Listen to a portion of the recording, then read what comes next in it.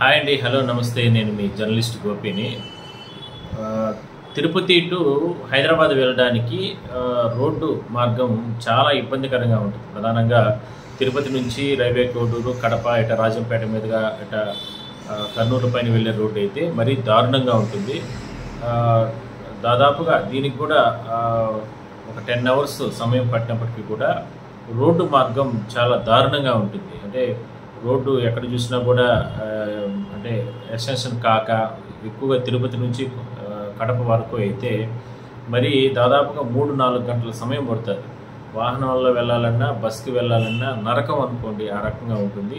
So దీనివల్ల ప్రభుత్వం ఒక నిర్ణయం తీసుకోవడం జరిగింది. తాజాగా కిలోమీటర్ బ్రిడ్జ్తో తగ్గనున్న 90 కిలోమీటర్ల దూరం అంట. తెలంగాణ నుంచి తిరుపతికి వెళ్ళాలంటే సీమలోని అంటే రాయలసీమ జిల్లాలో కర్నూలు చుట్టూ తిరిగి వెళ్లాల్సి ఉంటుంది. దీంతో ప్రయాణం ఎక్కువ అవడంతో పాటు పలు ప్రమాదాలు కూడా జరుగుతున్నాయని చాలామంది చెబుతున్నారు. ఈ సమస్యను పరిష్కరించుకునేందుకు కర్నూలు జిల్లాలో ఉన్నటువంటి కృష్ణానది పైన సోమశిల వద్ద ఒక కేబుల్ బ్రిడ్జ్ నిర్మాణానికి అనుమతులు వచ్చాయంట.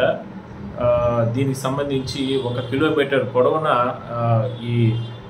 ఏదైతే ఈ సోమశిల ప్రాజెక్టు వద్ద ఈ నిర్మాణం కానీ చేపడితే కేబుల్ బ్రిడ్జ్ పూర్తి అయితే కన్నా తిరుపతి టు తెలంగాణల మధ్య అంటే రాయలసీమ జిల్లాలకు సంబంధించి దాదాపుగా 90 కిలోమీటర్లు ప్రయాణం తగ్గుతుందనేది ప్రధానంగా అంటే చెప్తున్నారు. సో ఈ కేబుల్ బ్రిడ్జ్ గాన పూర్తి అయితే కన్నా నిజంగా రాయలసీమ జిల్లాల్లో అంటే రాకపోకలకు సంబంధించి వాహనదారులకు కావచ్చు, అదేవిధంగానే ఉదాహరణకి బస్సులైనా, ట్రావెల్స్ అయినా, ఏవైనా సరే వాహనాలు ఈ తిరుపతి టు హైదరాబాద్ వెళ్ళే సందర్భంలో ఎక్కువ ప్రమాదాలు జరుగుతూ ఉంటాయి.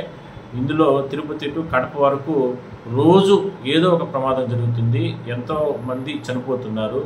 ఇంకా అక్కడి నుంచి కూడా తరచుగా రోడ్స్ సమంగా లేక ఎక్కడో చోట ప్రమాదాలు జరుగుతూనే ఉన్నాయి.